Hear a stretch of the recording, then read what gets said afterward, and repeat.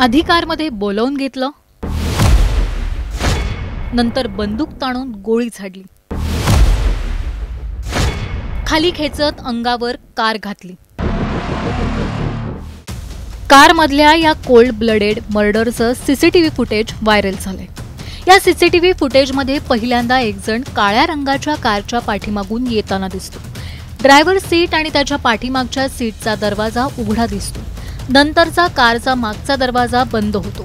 पाठीमागून आलेली तीच व्यक्ती कारला वळसा घालून ड्रायव्हर सीटच्या बाजूच्या सीटवर बसते आणि दरवाजा बंद करते। तोच पाठीमागचा सीटवरचा दरवाजा उघडून एक पांढरा टी-शर्ट आणि निळी जीन्स घातलेली व्यक्ती खाली उतरते। ड्रायव्हर सीटकडच्या भागात काहीतरी हालचाल जाणवते। नंतर तो पांढरा टी-शर्ट घातलेला व्यक्ती ड्रायव्हर सीटच्या बाजूचा दरवाजा उघडतो आणि तेव्हा तिथली व्यक्ती क्षणार्धात खाली पडते।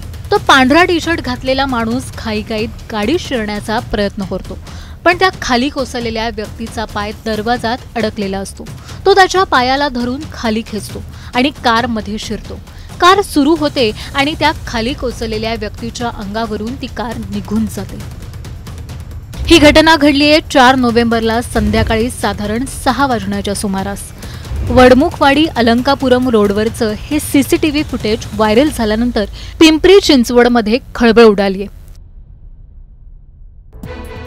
नितीन गिलबिले असं या घटनेतील मृत व्यक्तीचं नाव आहे। नितीन हे जमीन खरेदी विक्रीचा व्यवसाय करत होते। त्यांनी मागील काही दिवसांपासून अलंकापुरम रस्त्यावर हॉटेल सुद्धा सुरू केले। व्यावसायिक गाळे बांधून ते भाड्याने देण्याचं काम नितीन करायचे। 4 नोव्हेंबरला नितीन गिलबिले खडी मशीन रस्त्यावर काही लोकांसोबत बोलत थांबले होते। त्यावेळी MH14 LL 8900 एक काळ्या रंगाची कार त्याच्या बाजूला येऊन थांबली। कारमध्ये अमित पठारे आणि विक्रांत ठाकूर हे नितीन यांचे मित्र बसले होते। सुरुवातीला त्या तिघांमध्ये गप्पा सुरू होत्या, पण गप्पा मारता मारता त्यांच्यातल्या विषयाचं रूपांतर वादात झालं। त्या दोघांनीही नितीन यांना समजवण्याच्या बहाण्याने कारमध्ये बोलावलं।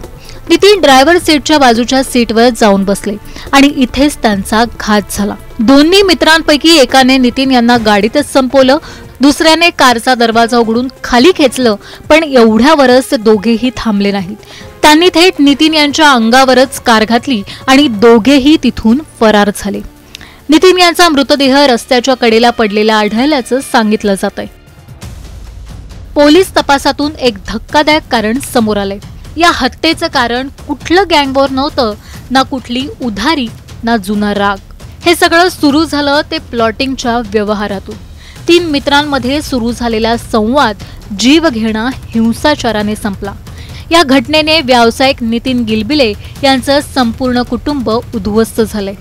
सीसीटीव्हीच्या आधारे पोलीस आरोपींचा शोध घेत आहेत। एका साध्या जमिनीच्या व्यवहारातून 2 मित्रांनीच आपल्या मित्राचा जीव घेतलाय। एकमेकांना संपवण्यापर्यंत, जीवावर उठण्यापर्यंत मैत्रीचं रूप इतकं भीषण आणि भयानक झालंय का? तुम्हाला या घटनेबाबत नेमकं काय वाटतं? आम्हाला खाली कमेंट करून नक्की सांगा आणि टाइम्स नाऊ मराठी चॅनलला सबस्क्राइब करायला विसरू नका।